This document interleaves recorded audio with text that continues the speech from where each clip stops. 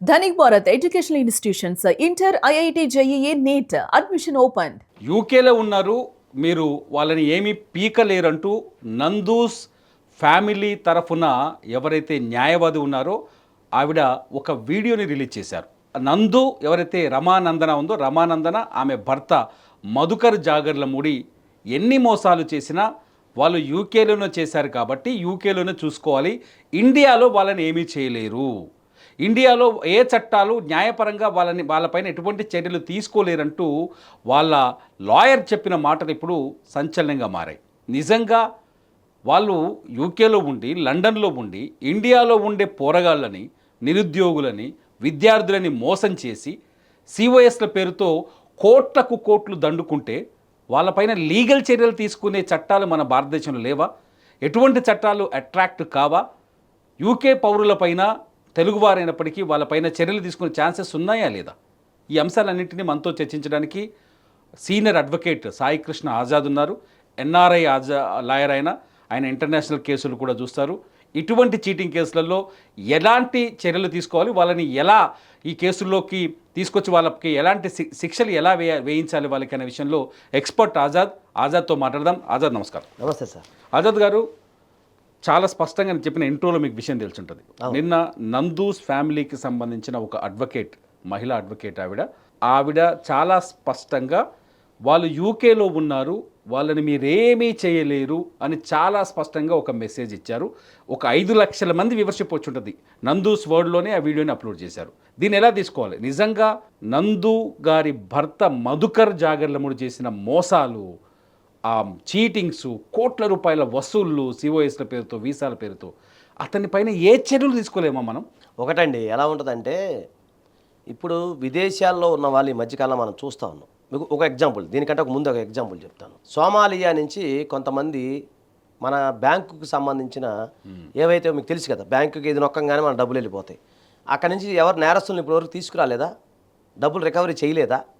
Simple చెప్తున్నా. అంటే Indian government అంత అసమర్థత ఉందా అనేది నాకు క్వశ్చన్. అంత అసమర్థత ఉందా? మీరు ఇన్ని సంవత్సరాలు జర్నలిస్టులు ఉన్నారు, ఇన్ని సంవత్సరాలు మన 23 years మన పరిచయము, ఎప్పుడన్నా మనం ఎన్నో కేసులు చూసాము.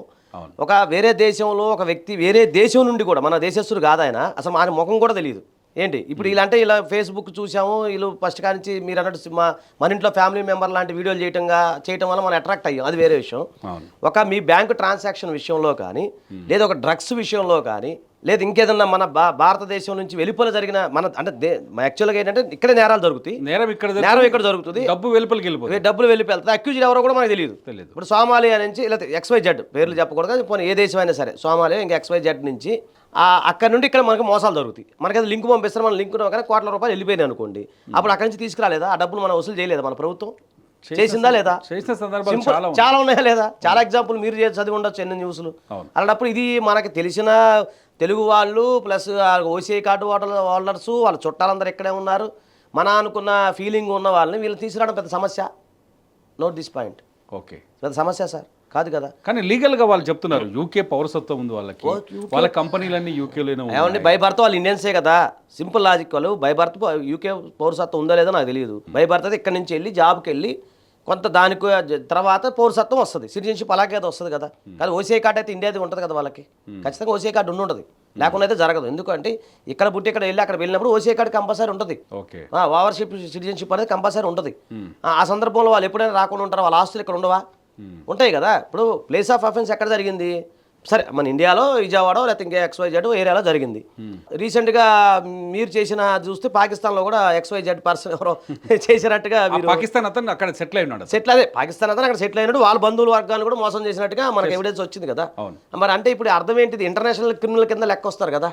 ఓకే, ఒక నేషనల్ కాదు కదా. మీరు చెప్పిన దాని ప్రకారం చూస్తే ఇంటర్నేషనల్ క్రిమినలే కదా, ఇంటర్నేషనల్ దందానే కదా, ఇంటర్నేషనల్గా మోసం చేసినట్టే కదా.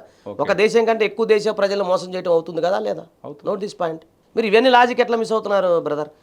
ఇంకొకటి ఏంటంటే, ఇప్పుడు బాధితులకి ఎలా ఉంటుందంటే, అరే ఇలా జరిగిపోయిందా, అలా జరిగిందా, వీళ్ళు ఎట్లా చెప్తున్నారు, వాళ్ళు అట్లా చెప్తున్నారని కాదు. చట్టం అనేది అందరికీ సమానంగా ఉంటుంది. ఇక్కడ ఎక్కువ 23 years ఎక్స్పీరియన్స్ ఎన్ఆర్ఐ అడ్వకేట్కి ఒకటే చెప్తున్నాను, మీరు చేయాల్సింది ఏంటంటే మీ దగ్గర ప్రతి ఎవిడెన్స్ మీరు క్లియర్గా పెట్టుకోండి. ఇంకొకటి నాకు చిన్న విషయం చెప్పలేదు ఇందులో ఆజాద్ గారు, ఇక్కడ ఇందులో మధుకర్ ఎట్లాంటి వాడు అంటే, అక్కడ కొన్ని స్పష్టమైన విషయాలు కనిపిస్తున్నాయి. ఎవరైతే విక్టిమ్స్ ఉన్నారో, ఇప్పుడు ఒక 27 మంది 57 మంది టోటల్గా ఉన్నారు. ఈ విక్టిమ్స్కి లా ప్రకారంగా అక్కడ అతని మధుకర్ మీద చర్యలు తీసుకోవడానికి అక్కడ ఖర్చులు చాలా ఎక్కువ అవుతున్నాయి. అవును. సో అతను ఆ ఖర్చులు భరించలేని పరిస్థితిలో ఇండియా నుంచి న్యాయం కోరుకుంటున్నారు.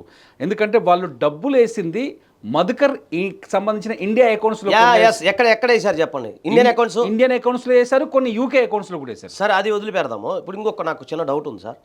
ఈ మధుకర్ గారు మామయ్యో లేదో చుట్టాలు ఎవరు ఉన్నారట? నాకు తెలియదు, మీరు చెప్పారు. ఫాదర్ వాళ్ళ అకౌంట్ కూడా వేసారు కదా? వేశారు, వాళ్ళ అకౌంట్ లో కూడా. మరి అక్కడ క్లియర్గా కనపడుతుంది కదా, వాళ్ళని కూడా చేయాలి కదా, A2నో A3నో చేయాలి కదా. ఊరిని నా అకౌంట్లో మీరు ఎందుకు వేస్తారు అమౌంట్? సో ఇక్కడ పర్సన్స్ ఉన్నారు కదా. అదే విజయవాడలో శివ అనే బాధితుడు చేసిన ఫిర్యాదులో 2025 నవంబర్లో కేసు పెడితే ఇవాళ యాక్టివ్ అయింది ఆ కేసు. ఆ కేసులో A1 మధుకర్ ఉంటే A2 నందు ఉంది, A3 మోహన్ రావు ఉన్నారు. సో ఈ కేసులో నందు నాకు సంబంధం లేదు అని తప్పించుకునే ప్రయత్నం చేస్తుంది.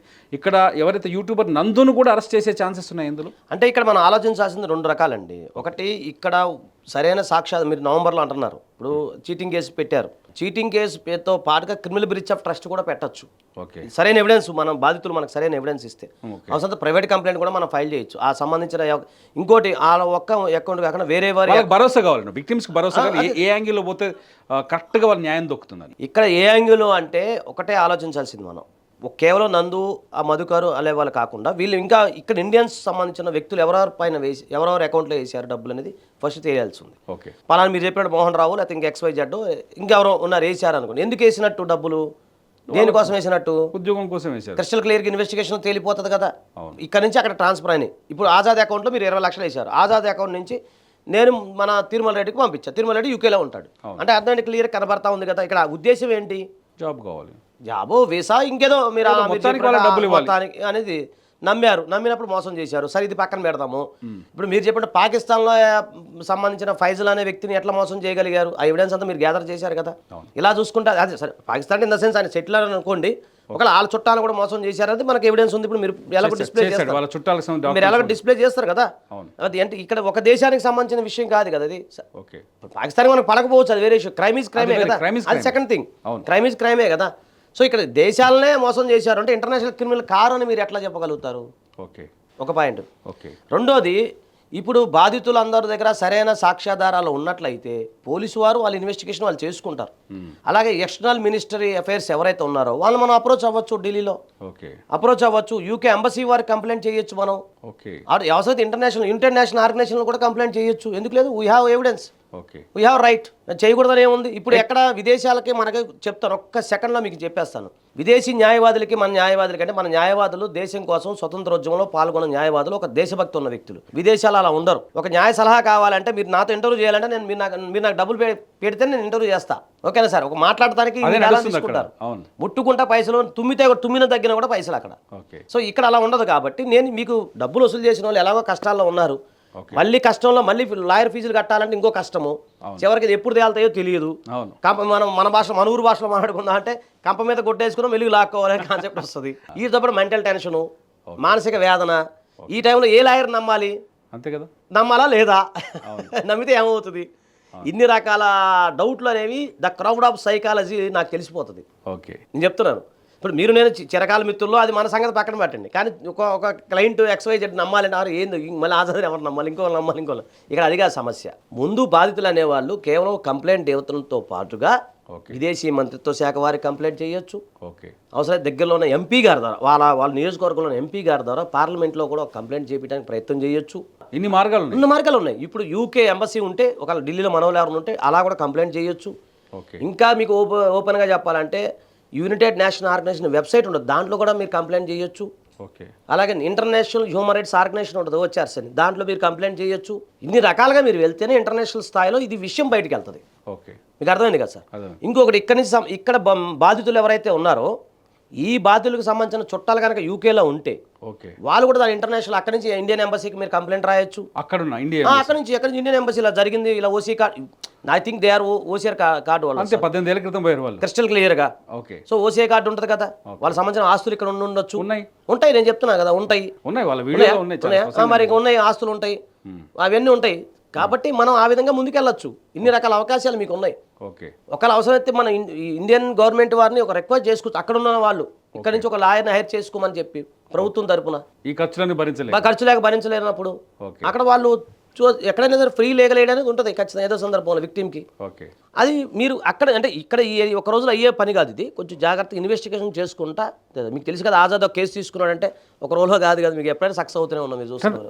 ఆజాద్ గారు ఇక్కడ ఇంకొక పాయింట్ ఏంటంటే ఎటువంటి ఆధారాలు ఇటువంటి చీటింగ్ కేసులు అంటే వాళ్ళు యూకేలో ఉండి ఒక consultancy destiny consultancy services open చేసి ఆ కన్సల్టెన్సీ ద్వారా ఇండియా నుంచి కొందరిని సిఓఎస్లు వీసాలు ఇచ్చి రప్పించుకోవడం, లేకపోతే అక్కడే చదువు పూర్తి చేసుకున్న వాళ్ళకి, లేకపోతే అక్కడ డిపెండెంట్ వీసా మీద వచ్చి అక్కడ జాబ్ చేయాలనుకున్న వాళ్ళకి సిఓఎస్లు ఇచ్చి డబ్బులు తీసుకొని మోసం చేయటం, ఇటువంటి అంటే డబ్బులు తీసుకున్న తర్వాత కంపెనీలో ఉద్యోగాలు ఉండవు, జస్ట్ సిఓఎస్ ఇచ్చేసి చీట్ చేసేస్తారు.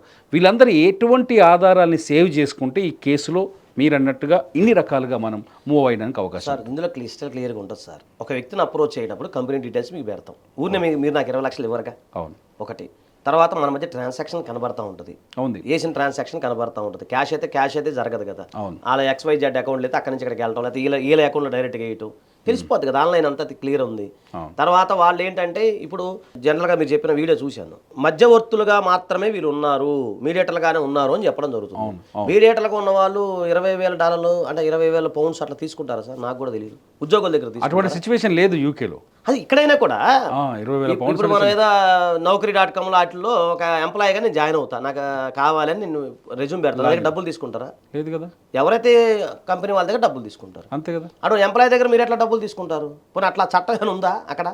మనం ఇక్కడ కూడా చూస్తూనే ఉన్నాం కదా. ఒక వ్యక్తి Naukri.com లేదా ఏ రకరకాల వెబ్ ఉన్నాయి, అర్బన్ క్లాప్ దాంట్లో ఉంటాయి. నేను జాబ్ కావాలని అందులో రెజ్యూమ్ పెడతా, నాకేం ₹1 ఫ్రీ కదా. అంతే కదా, నాకు ఫ్రీయే కదా. రిక్రూట్మెంట్ చేసి కంపెనీలు పే చేస్తాయి.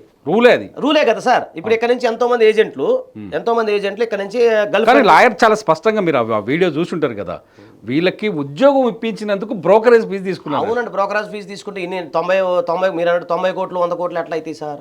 Simple logic sir. మీరు ఇప్పుడు ఎక్కువ వద్దు సార్, సింపుల్ లాజిక్.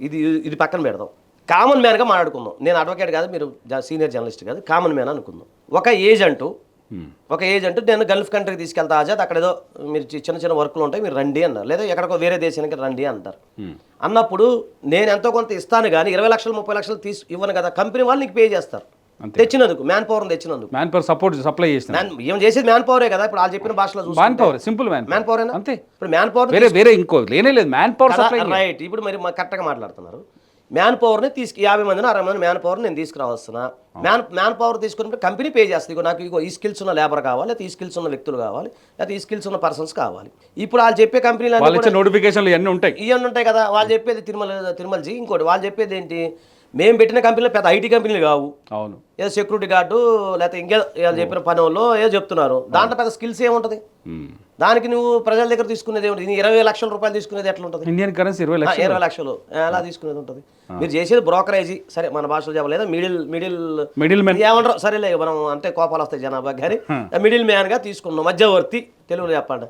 మధ్యవర్తిగా నువ్వు ఎంప్లాయీకి మధ్య నువ్వు ఒక మధ్యవర్తివి. ఓకే. అప్పుడు నువ్వు ఎంప్లాయీ నీకు 20 లక్షలు ఇచ్చి ఈయన ఇస్తే మరి ఆయన కూడా 20 లక్షలు ఇస్తాడా? ఎంప్లాయర్ కూడా కాదు కదా. ఇప్పుడు మనం ఫైజల్ విషయం మాట్లాడుకున్నాం ఇందాక. ఆ విషయం ఇప్పుడు ఎవరికి తెలియనట్టుంది, మనమే ఫస్ట్ చెప్తాం. మరి చెప్పచ్చు, మీ పర్మిషన్తో చెప్పచ్చు లేదో నాకు తెలియదు. ఆయన కంపెనీ ఏంది పొద్దు నుంచి మాట్లాడుతున్నాడు. అంటే మీరు మనిద్దరం ఒక సోదర భావంతో ఉన్నా కూడా చెప్తున్నా. ఇప్పుడు ఆయన కంపెనీ ఏంటి?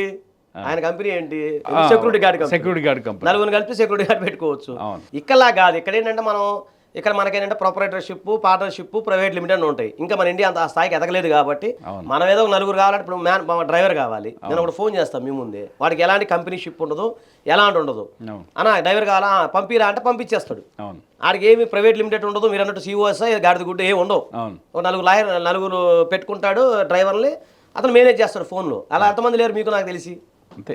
అది కానీ ఇండియాలో అది నడుస్తుంది, కానీ విదేశాలు అట్లా కాదు. మీరు సేవ చిట్టుకున్న నలుగురు ఉన్నాగానే కంపెనీ పెట్టుకో. ఇంకోటి అంతే కదా, ఎందుకంటే వేరే దేశం నుంచి మనుషులు తీసుకురావాలంటే ఆయనకు వీసా ఇవ్వాలి, ఆయనకు ఒక ఐడెంటిటీ ఇవ్వాలి, ఆయనకు అడ్రస్ ఇవ్వాలి, ఆడు పనిచేసే ప్లేస్ నుంచి పర్మిషన్ ఇవ్వాలి, ఇన్ని కావాలి కదా. వీటిని అడ్డం పెట్టుకొని వీళ్ళు డబ్బులు సంపాదించారు. ఇప్పుడు ఏమంటున్నారంటే ఇండియాకి మమ్మల్ని తీసుకుపోలేరు, మిమ్మల్ని అరెస్ట్ చేయలేదు. వీళ్ళకి అట్రాక్ట్ అయ్యే సెక్షన్లు ఏంటి, వీళ్ళని ఏ సెక్షన్ల ప్రకారం ఇండియాకి రప్పించవచ్చు, వీళ్ళకి ఎటువంటి శిక్షలు వేయచ్చు? ఒకటండి, ఇది 7 years ఇంప్రిజ్మెంట్ అయితే పడుతుంది. అంటే నేను జనరల్ ఇలాంటి ఈ తరహా నేరాలకు చెప్తున్నా. ఇప్పుడు వీళ్ళకని మనం చెప్పడానికి లేదు. పర్ఫెక్ట్ చెప్పారు మీరు. ఇప్పుడు వీళ్ళ గురించి మనకు సంబంధం లేదు, ఎందుకంటే సబ్జెక్ట్ వచ్చింది కాబట్టి చెప్తున్నా. ఇలాంటి తరహా నేరాల గురించి మాట్లాడుతున్నా. ప్రజలకు అవేర్నెస్ ఇవ్వటంలో మన భాగంలో ఇలాంటి తరహాలు వ్యవస్థీకృత నేరాలు కానీ, ఆర్థిక కోణమైన నేరాలు కానీ, ప్రజల్ని మోసం చేయాల్సిన ఉద్దేశంలో ఉన్న కోణాలు కానీ, అవసరమైతే ఇలాంటిది మీకు ఓపెన్గా చెప్తున్నా, ఇలాంటిది ఇలా చేయటం వల్ల రేపొద్దున ఇంకోళ్ళు కూడా మనం నమ్మం. నమ్ముతాం. నిజమైన జెన్యూన్ కంపెనీలు వచ్చినా కూడా నమ్మం. దాని ద్వారా కూడా భారతదేశం మీద ఒక స్టిగ్మా పడుతుంది. పలానా ఇట్లా చేశారని ఒక స్టిగ్మా పడే అవకాశం ఉంటుంది. సో ఇవన్నీ కూడా ఉంటాయి. వ్యవస్థీకృత నేరాలతో పాటు ఆర్థిక కోణాలు, criminal breach of trust, cheating, ఇంకా ఏమైనా బెదిరిస్తే బెదిరింపు కోణాలు. కొంచెం బెదిరిస్తారు. అది కూడా ఉందా? బెదిరిస్తే నాకు ఆల్ తెలుసు, వీళ్ళు సీఎం తెలుసు. పుచ్చిపోయిన యాపిల్ అంటే అర్థం అదే. పుచ్చిపోయిన యాపిల్ అంటే అదే. ఒక పుచ్చిపోయిన యాపిల్స్ బ్యాక్ డోర్ నుంచి వచ్చాయి, 2 యాపిల్స్ పుచ్చిపోయి వెనక్కి వెళ్ళిపోయి డబ్బులు వెనక్కి అడుగుతాయి, ఎట్లా ఇస్తాడు అనేది వాళ్ళ వీడియో. అది అలా వీడియో అదే. ఇంకొకటి ఏంటంటే ఇక్కడ ఒక మాట చెప్తాను. ఈ బ్యాక్ డోర్ అన్న పదం అనేది ఏదైతే ఉందో దాన్ని బేస్ చేసుకునే అవసరం మీ మీద మేము కేసులు పెడతాం అనేది వాళ్ళకి దొరికింది వంక. అవును, కానీ అమాయకత్వమే కదా సార్ ప్రజలది. బ్యాక్ డోర్ ఇప్పిస్తామంది నేరం కదా. ఇప్పుడు బ్యాక్ డోర్ అనేది ఇప్పుడు లంచం ఇవ్వడం నేరం, తీసుకోవడం కూడా నేరమే. కానీ బ్యాక్ డోర్ ఇప్పిస్తానంటాం కూడా నేరమే కదా. ఒక వ్యక్తిని మీరు ప్రోత్సహించినట్టు. కానీ వీళ్ళకి తెలియదు, ఎవరైతే విక్టిమ్స్ ఉన్నారో వాళ్ళకి బ్యాక్ డోర్ అనే విషయం తెలియదు. అదే ప్రాబ్లం ఇండియాలో ఏంటంటే లీగల్ అవేర్నెస్ ఉండదు, ఇంత తెలివి ఉండదు. మనోళ్ళే కదా రోజు టీవీలో భలే కనపడుతున్నారు, మనం చక్కగా చూసేస్తున్నాం, ఇక లేదా మనకు పొడి చేస్తారు లాగేస్తారని. సహజంగా అది మానవత్వంతో ఉన్న ఒక అమాయకత్వం. అది ఎంత చదువు ఉన్నా కూడా మన దేశంలో ఇంకొంచెం అమాయకత్వం ఉంటుంది, నమ్మకం ఉంటుంది మెయిన్. సో దాని మీద దెబ్బ వేయటమే తప్ప ఎటువంటి సెక్షన్స్ అట్రాక్ట్ అవుతాయి? మనం అక్కడ నుంచి డైవర్ట్ అయ్యాం. ఎటువంటి సెక్షన్స్ అట్రాక్ట్ అవుతాయి సార్? 420 అట్రాక్ట్ అవుతుంది ముఖ్యంగా. Criminal breach of trust attract అవుతుంది. చెప్పాక బెదిరిస్తే బెదిరింపుకు సంబంధించిన ఇంకేదైనా నేరాలు అట్రాక్ట్ అవుతాయి. ఇంకేదైనా మామూలుగా జనరల్గా ఏదైనా వీళ్ళకి సంబంధించిన డేటా చోరీ చేయటం కానీ, లేదా డేటా సంబంధించిన అది ఒకసారి విక్టిమ్తో మాట్లాడితే మనకు అర్థమవుతుంది. అలాంటి ఏదైనా జరిగినప్పుడు మామూలుగా ఐటీ యాక్ట్ కూడా పెట్టచ్చు. ఇంకా వీళ్ళ గురించి బ్యాడ్గా మాట్లాడితే డిఫమేషన్ సూట్ కూడా ఫైల్ చేసుకోవచ్చు. పరువు నష్టం అంటాం కదా, అలా చేయొచ్చు. ఇంకేదైనా కానీ సివిల్ సూట్ ఫైల్ చేసుకోవచ్చు, రికవరీ సూట్ ఫైల్ చేసుకోవచ్చు. ఆరోపణలు చేస్తే వాళ్ళు తిరిగి వీళ్ళపైనే కొన్ని నిందలేస్తే అదే డిఫమేషన్ సూట్ ఫైల్ చేసుకోవచ్చు, ఇంకా రికవరీ సూట్ ఫైల్ చేసుకోవచ్చు, డ్యామేజ్ సూట్ ఫైల్ చేసుకోవచ్చు. ఏంటి ఇవన్నీ కూడా మనం ప్రయత్నం చేసుకోవచ్చు. వీళ్ళ దగ్గర ఎవిడెన్స్ ఉంటే 3 years అవ్వలేదు కాబట్టి రికవరీ సూట్ ఫైల్ చేసుకోవచ్చు, సివిల్గా కూడా వెళ్ళొచ్చు. ఇన్ని రకాలుగా మనం ప్రయత్నం చేస్తాం. ఆజాద్ గారు ఇక్కడ ఇప్పుడు వీళ్ళు ఏం చేశారంటే, కొంతమంది విక్టిమ్స్ చెప్తున్నారు, కొంతమంది మేము ఇండియాలో వాళ్ళకి డబ్బులు వేసాం, వాళ్ళకి సంబంధించిన ఐసిఐసి బ్యాంక్ అకౌంట్లో డబ్బులు వేసాం, వాళ్ళ బంధువుల నెంబర్ అకౌంట్లో మనం నోటీసులు పంపించాం, వాళ్ళకి ఇచ్చాం. అందరూ రికవరీ చేయొచ్చు, అమౌంట్ అంతది చేయొచ్చండి, రికవరీ చేయొచ్చు.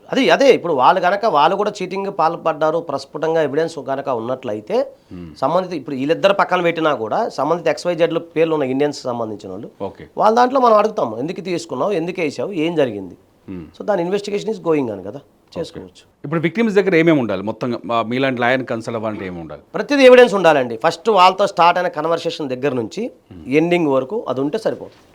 కంప్లీట్గా ఉండాలి. ఇది మొత్తానికి అడ్వకేట్ ఆజాద్ గారు చాలా స్పష్టంగా చెప్తున్నారు. మీ దగ్గర ఆధారాలు బలంగా ఉంటే, ఎవరైతే విక్టిమ్స్ నందూస్ ఫ్యామిలీతో ఫైటింగ్ చేస్తున్నారో, మధుకర్ జాగర్లమూడి చీటింగ్కి గురయ్యారో, విక్టిమ్స్ దగ్గర పూర్తి స్థాయి ఆధారాలుంటే ఖచ్చితంగా వాళ్ళని యూకేలో ఉన్న ఇండియాకి లాక్కొని తీసుకురావచ్చు, భారతీయ చట్టాల ప్రకారం వాళ్ళని శిక్షించవచ్చు.